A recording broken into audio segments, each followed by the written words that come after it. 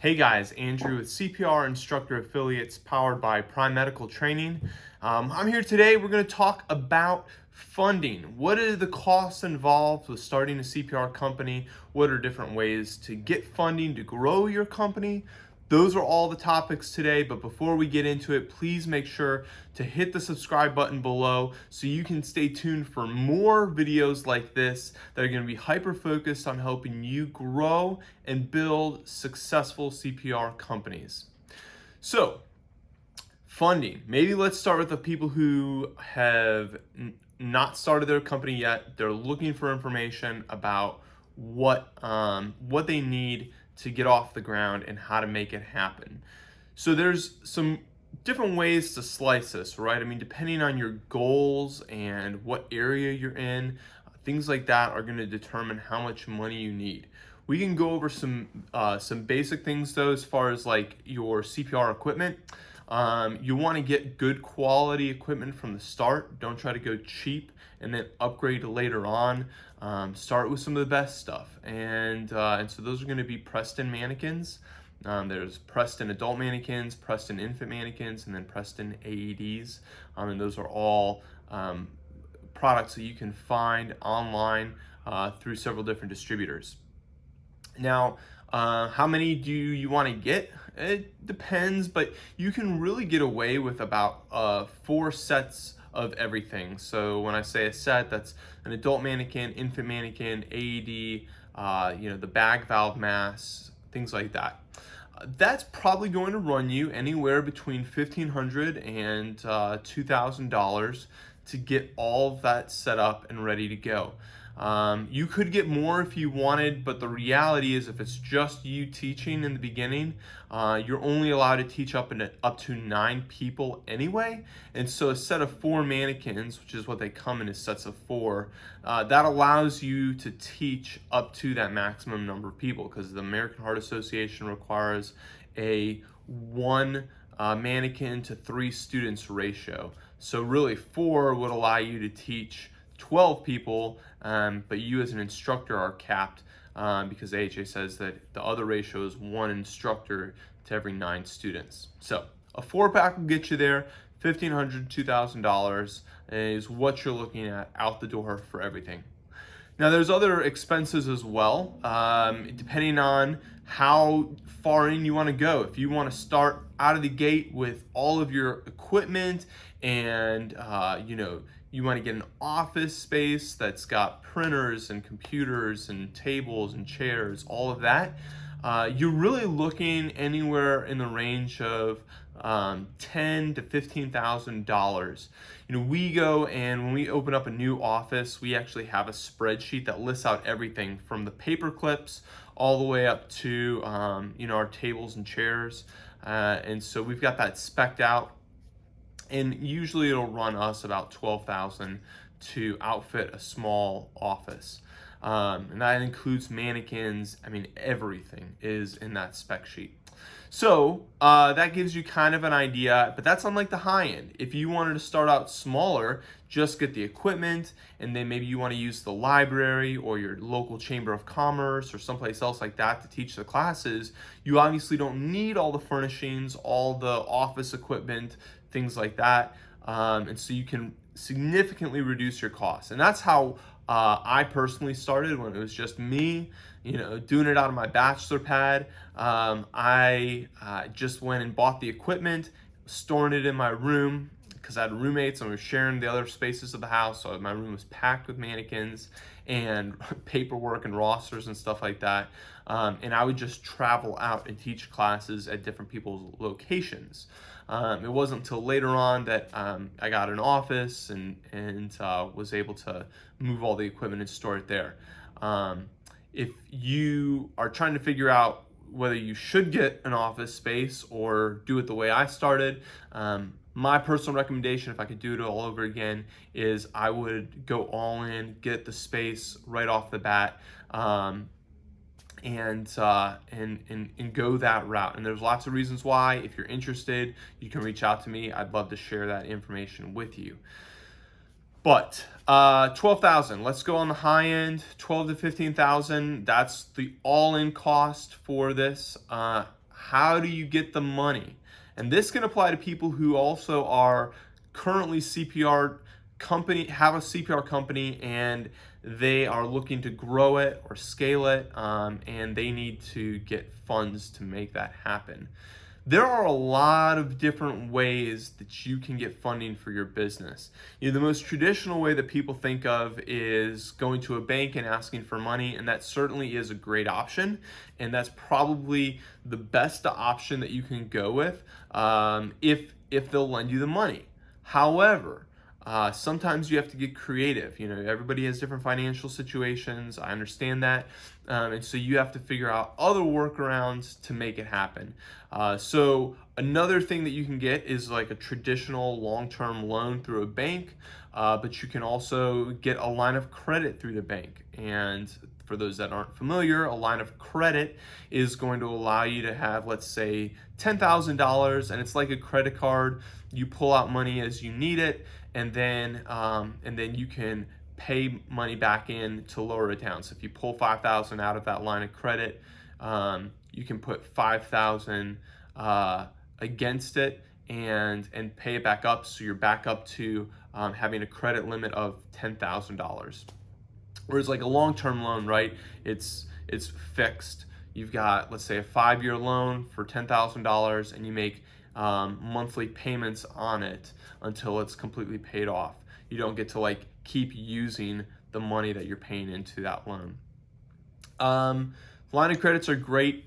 Definitely should get one regardless of whether you're needing it now or not. It's always good to have a little extra money for when you run into situations and you gotta buy something now, or you need something to dip into as a safety net. So line of credit's always good to have. You should definitely talk to your bank about getting one. Credit cards are another way. You can get like a 0% interest for the first year credit card, and you can fund your operation that way. And that works well, but it's a dangerous game, right? Like if you don't pay it all back in the first year, then you're stuck with all of this interest that's accrued over the year, and then you're paying anywhere from like 17 to 25% interest, and that can get really expensive. So you better have like a plan on how to pay that back. If you've got a great business model, doing that 0 interest card for the first year, it can be fine, but you need to make sure that you know what you're doing, and that you're confident that you'll be able to pay that money back before the year is up. You can also look at using the equity that you have in your house. If you own a house, they've got what they call HELOCs, home equity lines of credit. And you can go to your bank again and you can say, hey, I'd like to get a HELOC.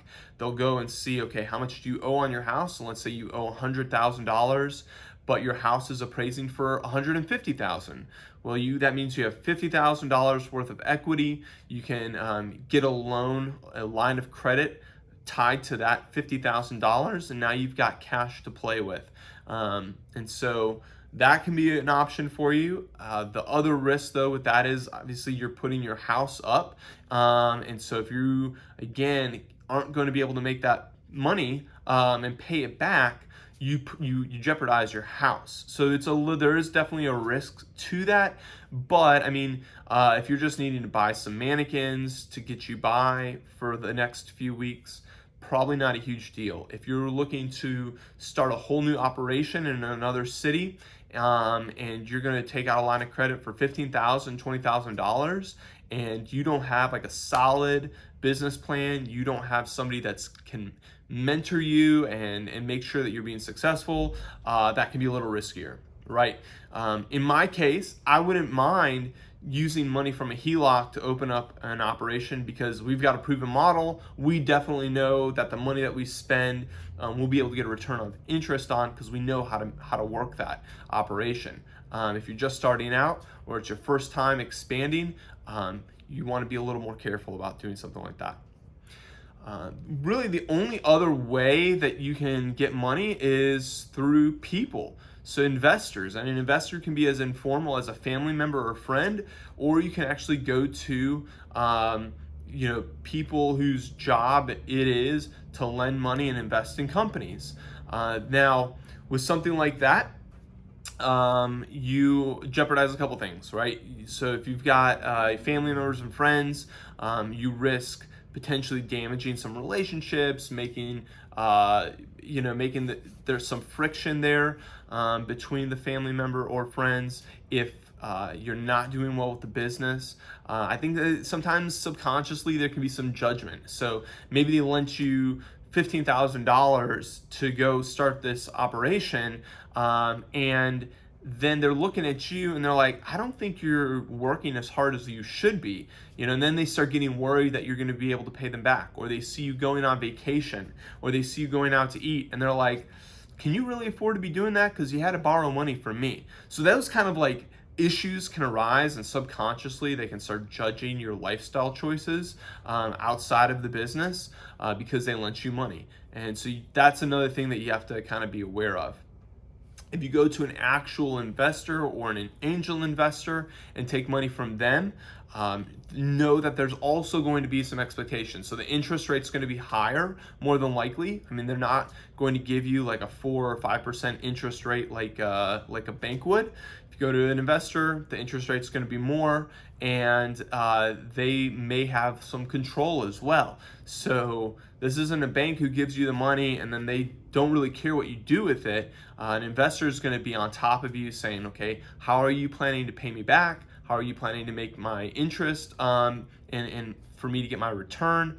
And so there's going to be that pressure, and they also may start asking you to do things that you don't feel comfortable doing or that you don't want to do in your business, and that's not the way that you want to run things. But because they've given you money, now they have a say, or they think they have a say, and there's that constant pressure of them wanting you to do things that is not how you envision doing things in your business.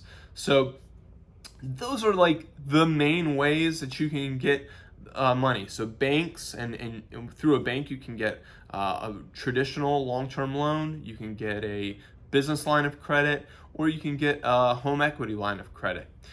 You can do a credit card, a zero interest credit card, and as long as you're confident in paying it back within the first year. Or you can go and borrow money from family, friends, or legitimate investors. Those are pretty much all of your options when it comes to funding. We've discussed kind of the range. At bare minimum, just to buy the mannequins, you're looking at $1,500 to $2,000, and top end to get a really nice setup and move into an office space, you're looking at $12,000 to $15,000. And then you remember too that that's just all the physical material, but to start your business, you've got other expenses as well. If you move into a building, you've got rent.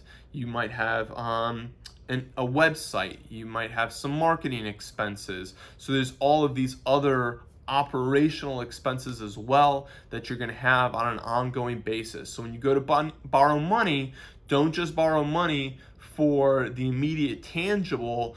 You need to keep in mind all these other operational expenses, and it takes time to build up your revenue stream and to build up your client base. So you might need to float and be in the red for 3 to 6 months. And that's generally what we have found to be the timeline for getting a CPR business profitable when you go all in like that. It can take up to 3 to 6 months. So you got to think, okay, what are my ongoing monthly expenses, and do I have enough? Have I borrowed enough money to get me through 3 to 6 months of losses?